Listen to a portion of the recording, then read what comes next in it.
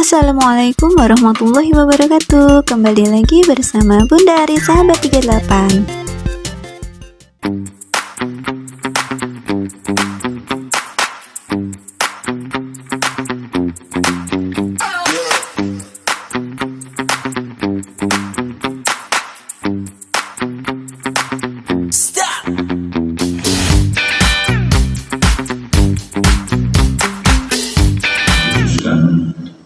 Untuk Bapak, Ibu, dan saudara-saudara semuanya, sahabat semuanya, jamaah semuanya yang sudah menyiapkan hidangan makanan ringan.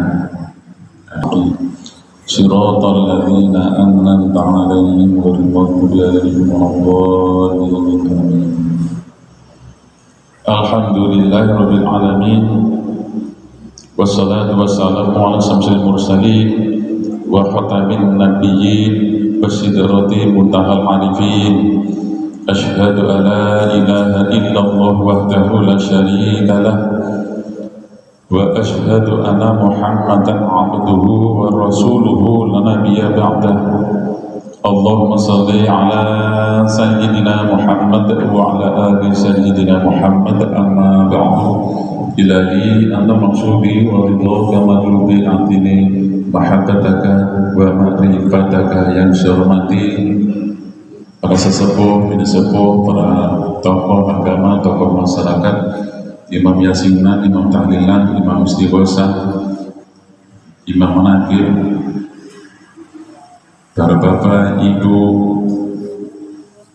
ahli ibadah, ahli masjid, ahli Al-Quran, ahli zikir, ahli surga, semuanya yang dirahmati Allah, yang tidak bisa saya sebutkan satu persatu. Yang pertama dan utama, tidak ada sebatas kata pun yang saya ucapkan pada subuh ini, kecuali marilah kita bersama-sama untuk tidak bosan-bosannya, tidak henti-hentinya untuk selalu atas limpahan rahmat dan karunia-Nya yang sudah Allah berikan kepada kita sekalian, sehingga banyak sekali nikmat Allah yang sudah diberikan kepada kita. Khusus subuh ini kita dikuatkan, disehatkan, diikhlaskan, dan dipertemukan. Mudah-mudahan ini akan selalu kita miliki, pertemuan ini, kesehatan ini, kekuatan ini, keikhlasan ini, dari detik ini sampai akhir kelayat kita nanti. Amin Allahumma, amin Allahumma. Sehingga akan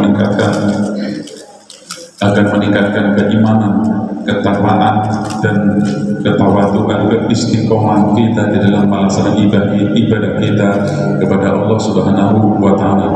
Bil khusus di bulan ini adalah bulan Rajab, yang mana ada satu peristiwa Isra dan Mi'raj Nabi besar Muhammad Sallallahu Alaihi Wasallam yang merupakan tuntunan kehidupan umat Islam seluruh dunia dari dulu sampai sekarang dan sampai masa-masa yang akan datang. Sehingga sholawat teriring salamnya semoga tercurahkan kepada beliau, uswatun hasanah, Nabi akhir zaman, pada keluarganya, pada sahabatnya, kepada para aulia Allah, dan kepada para pengikutnya yang tunduk dan setia melaksanakan sunnah-sunnahnya hingga akhir masa. Dan juga kita nantikan, kita tunggu pertolongannya, syafaatnya dari sekarang sampai hidup di akhirat kelak nanti. Amin Allahumma amin. Yang ketiga kalinya, para bapak ibu sekalian yang dirahmati Allah Subhanahu wa Ta'ala, di hadapan para bapak ibu sudah ada rezeki yang sudah disiapkan. Oleh karena itu, mumpung bapak ibu masih malu, silahkan dinikmati tehnya dan snack ala kadarnya. Baiklah para bapak ibu sekalian yang dirahmati Allah Subhanahu wa Ta'ala, masih berkaitan peristiwa Isra dan Mi'raj, di mana-mana disampaikan, di mana-mana ceramahnya, kajiannya berkaitan dengan peristiwa Isra Mi'raj Nabi Muhammad Sallallahu Alaihi Wasallam. Bahkan minggu kemarin juga di masjid kita, di Masjid Muhajirin ini juga sudah dijelaskan oleh para ustadz kita, ada Pak Imam, ada Pak Supri, yang sudah menyampaikan berkaitan dengan bulan Rajab. Allahumma barik lana fi Rajab wa Sya'ban wa balighna Ramadan. Nah, dari 3 bulan ini berkaitan, bergandengan. Bulan Rajab dengan keistimewaan dan keutamaannya. Ada yang sholat Rajab, ada yang puasa Rajab, dan tidak kalah pentingnya Isra Mi'raj. Hasil dari Isra Mi'raj Nabi Muhammad SAW adalah sholat 5 waktu. Kemudian nanti bulan Sya'ban, dan nanti mudah-mudahan kita dipertemukan di bulan suci Ramadan. Oleh karena itu Rajab, Sya'ban, dan Ramadan.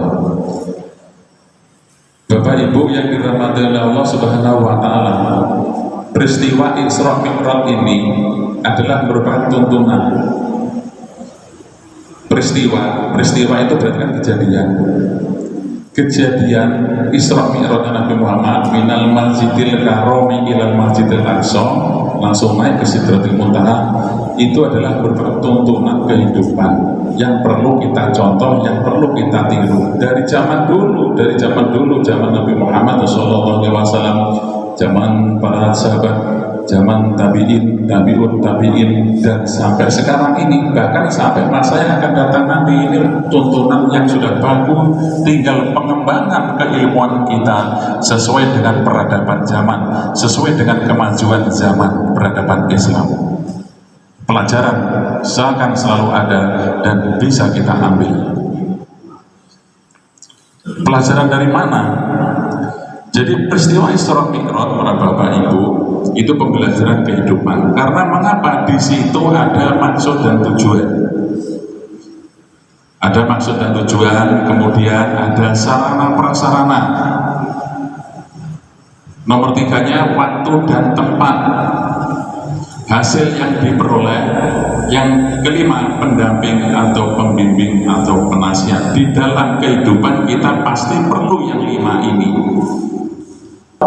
Dari Masjidil Haram, Masjidil Aqsa, kemudian dari Masjidil Aqsa langsung naik ke Sidratil Muntaha, menghadap langsung menghadap Allah Subhanahu wa Ta'ala. Ini bukan maunya Kanjeng Nabi, bukan maunya manusia, tetapi ini maunya Allah Subhanahu wa Ta'ala. Allah sudah punya mau. Kalau Allah sudah punya mau, kalau Allah yang berkehendak, maka sarana prasarana atau perlengkapan alat yang dibutuhkan Isra dan Mi'raj itu disiapkan oleh Allah. Pelajaran pertama itu Pak Bu, ini kita langkah. Ini ayatnya. A'udzubillahi minasyaitonir rajim. Bismillahirrahmanirrahim. Allah subhanalladzi asra bi'abdihi lailan minal masjidil harami ilal masjidil aqsa alladzi barakna haulahu linuriyahu min ayatina innahu huwas sami'ul bashir. Allah Maha suci Dia, Maha suci Dia, Maha suci Allah. Dia yang memperjalankan hambanya di suatu malam. Nah, satu malam berarti jelas kan, yang memperjalankan. Jadi Rasulullah itu tidak jalan sendiri, diperjalankan.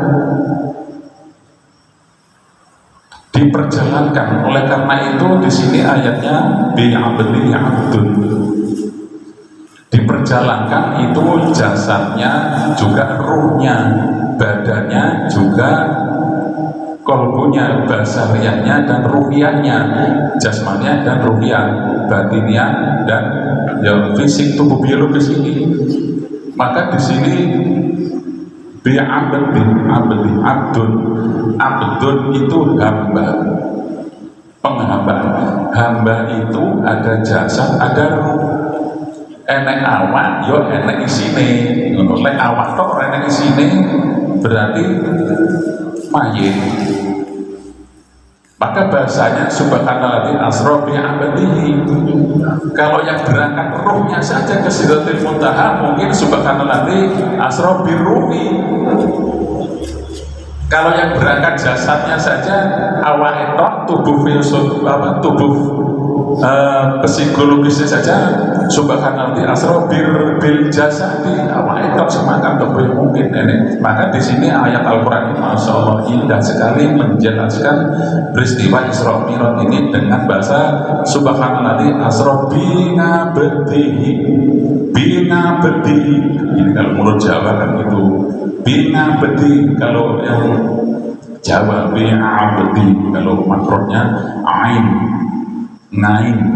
Nah, kalau orang Jawa itu kan itu bi'abdihi, lailah pada suatu malam, minal masjidil haram ilal masjidil aqsa, dari masjidil haram ke masjidil aqsa, yang dikelilingi, yang sekelilingnya itu diberkahi. Untuk apa? Untuk menunjukkan, untuk memperlihatkan sebagian dari tanda-tanda kebesaran Allah, sebagian. Jadi maksud dan tujuan, nah kembali ke sini. Jadi maksud dan tujuan peristiwa Isra Mi'raj itu adalah untuk menunjukkan kebesaran Allah Subhanahu wa ta'ala, lillahi ta'ala, karena Allah memang dipanggil Allah. Kanjeng Nabi Muhammad itu Isra Mi'raj menemui di Sidratul Muntaha, menemui Allah itu dipanggil. Nah ini tujuannya. Oleh karena itu pelajarannya kita ambil apa-apa, kita dari rumah menuju ke masjid ini harus punya maksud dan tujuan, gitu maksudnya. Maksudnya apa ya? Maksudnya sholat subuh secara berjamaah, betul. Maksudnya pengen ketemu konco-koncone, pengen ketemu jamaah, betul. Tetapi ada maksud dan tujuan yang sangat mendasar di situ, yang karena lillah. Apa itu? Ibadah di masjid-masjid lillahi ta'ala, karena Allah. Angel, memang angel tuh belajar, saya juga belajar. Kita belajar bersama-sama. Ibadah kita ini punya maksud dan tujuan. Dari maksud dan tujuan, nanti maksud dan tujuan kita priwe. Begitu. Bapak Ibu menyekolahkan, memondokkan anak-anaknya di pesantren Al-Quran, kemudian di pesantren modern, mesti punya maksud dan tujuan, jangan sampai enggak. Mengapa? Ya ini pelajaran dari peristiwa Isra Mi'raj ini. Orang-orang dulu sekarang sampai masa akan datang, maksud dan tujuan pasti selalu ada. Bapak kerja, bapak ibu kerja, ada sing pegawai negeri, ada sing pegawai perusahaan, ada sing nandur singkong, nandur tebu, ada sing nandur apa meneh? Apa nandur apa malih? Nandur toga, dan sing pernah ini nandur toga. Apa dari Aceh kami nandur ganja barang. Ya. Kita punya maksud dan tujuan. Ojo sampai orang. Dan kemudian para bapak ibu yang dirahmati oleh Allah, bahwa peristiwa Isra Mi'raj ini Kanjeng Nabi ini diceluk saking pentingnya, saking pentingnya Kanjeng Nabi diceluk. Contohnya begini bapak ibu yang dirahmati oleh Allah, Pak Lurah misalnya. Pak Lurah ini kalau ada berita yang penting untuk kasut atau RT, kasut atau RT itu diceluk, gitu, diceluk Bu.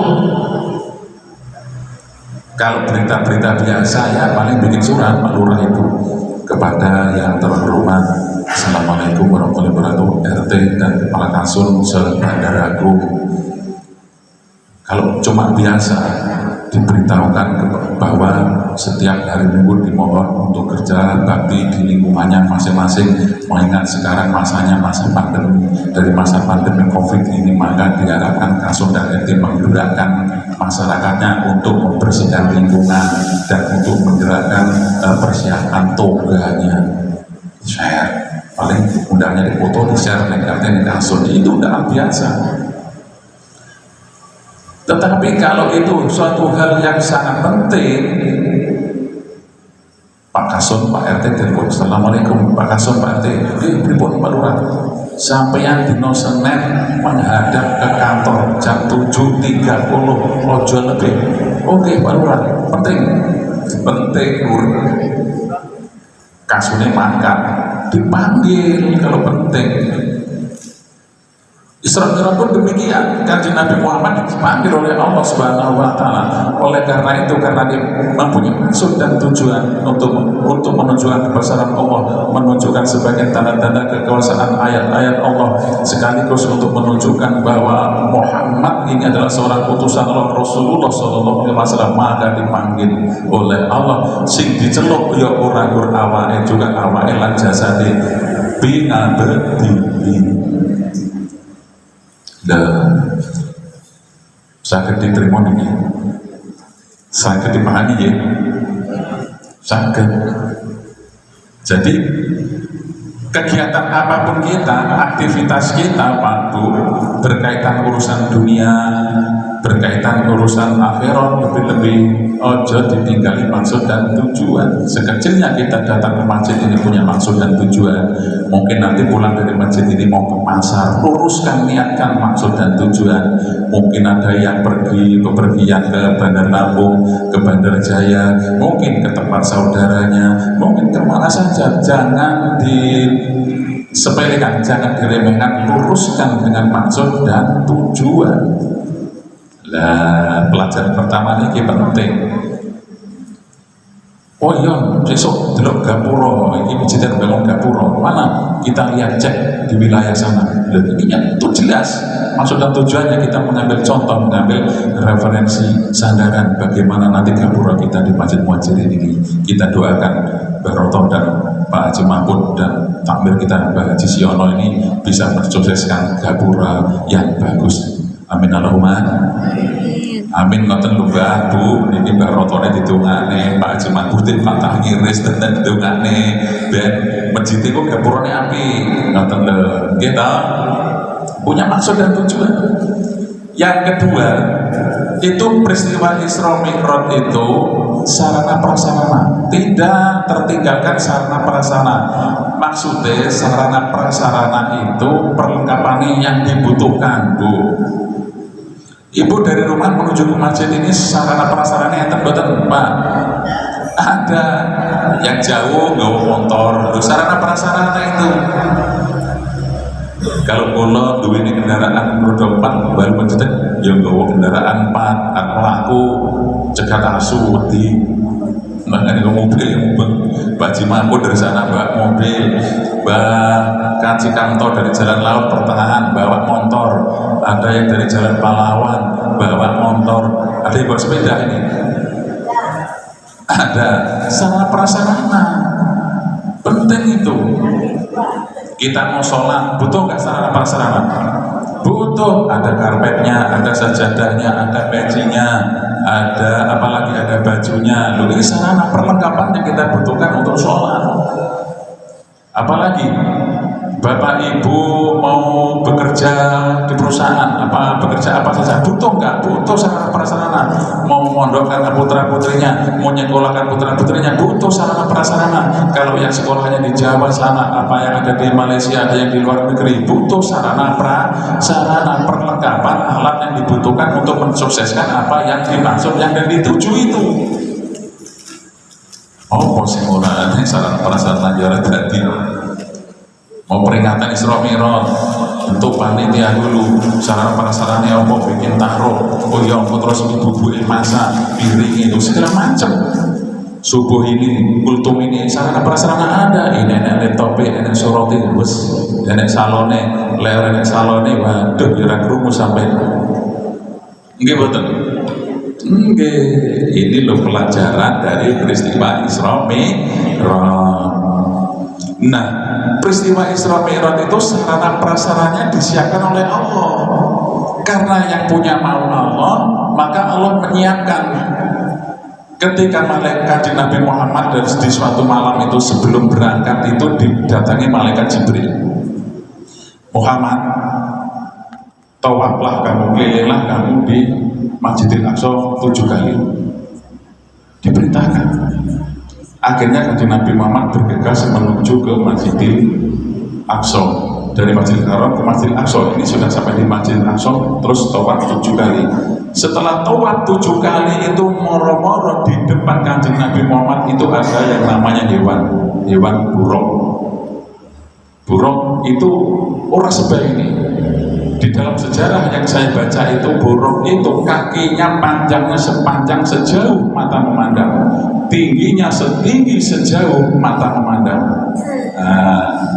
Mengapa? Sarana prasarana ini disiapkan oleh Allah. Mengapa? Yang punya mau Allah, bukan maunya manusia. Kalau Allah yang sudah punya mau, nggak usah khawatir. Inilah kemenangannya, ketulusannya kita dalam melaksanakan pembelajaran, dalam melaksanakan kehidupan bentuk ibadah. Kalau sudah lillahi ta'ala, masya Allah, itu sudah Allah di belakang kita. Malaikat-malaikat Allah sudah menyiapkan, sudah mendampingi kita, sudah menyiapkan apa yang dibutuhkan. Tapi kembali Pak Bu, ya wadih manusia biasa, kadang ya terus terang kita kadang ya yakinnya separuh, lilahnya paling hanya berapa persen persentase, ya kan, itu terserah. Termasuk kita, saya ya belajar. Oleh karena itu saya ini kalau malam satu dengan teman-teman itu ya ada 25, 30, kalau datang semua itu ada 50 orang, itu ya belajar minongko untuk apa namanya, untuk mengupdate. Kembali mengupdate apa? Kadang kita ini kalau nggak diupdate lelet, loyo ibadah ya, sholatnya aduh males ini. Kurung masjid akan subuhnya dan biasanya semangat geringkah langsung wudu langsung makan. Ini sih mulai dari aduh kok males banget ya, males. Pas gajian jebret biasanya langsung jumur orang ketang saya kan terongekan ginggung ya, anu di sultan koi. Begitu baru kita jebret aduh, saya kan gede, jadi waduh, wajib kenceng. Mulai agak males, wajar untuk manusia. Kadang saya juga begitu. HP ini dulu beli pertama itu 3.500.000 saya ini Vivo ini. Sehari 2 hari kalau untuk akses internet itu cepatnya minta ampun. Cepat untuk absen online, untuk memberi laporan. Kalau saya laporan online kan Bu, ketik Kemenak lampu tengah saya langsung muncul tugas di foto jebret, laporannya foto jebret sekian langsung kirim cepet nyampe saiki lho masalah ya Allah.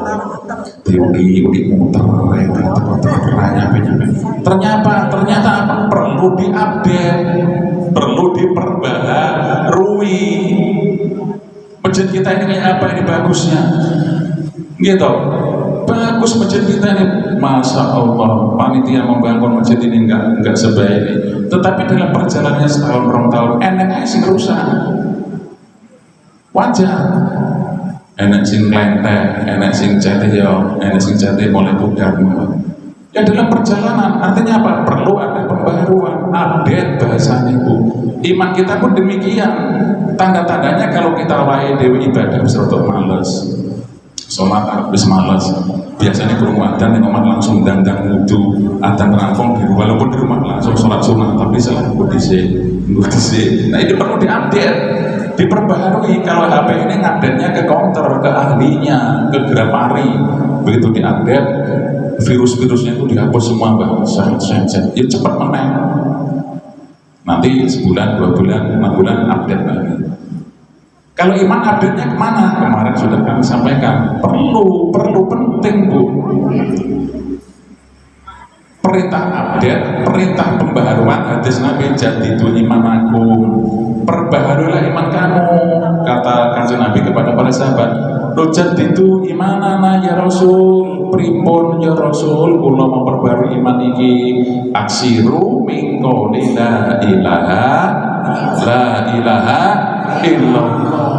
Niku lho, makanya kalau lagi ngejak la ilaha illallah itu perlu mengupdate, diupdate dengan la ilaha illallah. Aksiru, perbanyaklah min qouli dengan ucapan la ilaha illallah. Sing bater ya sing ngiri, monggo paling kan terdengar oleh telinga kita. Terus suaranya ya sing tartil, karena la ilaha illallah ini Al-Qur'an. Di dalam Quran surat Muhammad ayat 28, ya fa'lam anahu qaulu la ilaha illallah. Jadi membaca la ilaha illallah itu mempraktekkan bacaan Al-Qur'an niku la ilaha illallah, la ilaha illallah, santai dinikmati, bener-bener dinikmati. Ini adalah satu-satunya untuk mengupdate, untuk memperbarui iman. Makanya nek malam setu niku rencang-rencang bodo dugi niku dereng wingi malam setu dereng sedanten niku kan. Dereng belum semuanya. Jadi jangan kembali, ini juga ada yang bertanya, oh la ilaha illallah kan untuk torekoh, bukan untuk orang torekoh. Ini paradigma ini perlu dirubah mindsetnya. La ilaha illallah ini untuk umat Islam seluruh dunia, baik sing kiai cilik, kiai besar, wong awam, wong pinter, wong sugih, wong miskin. Ini satu-satunya untuk pembaruan iman. Orang yang bertorekoh tak bukan. Kalau orang bertorekoh itu terus kok juga menjaga ini, karena memang untuk menjaga keimanan. Nonton loh, syukur-syukur neng omah walaupun sendiri.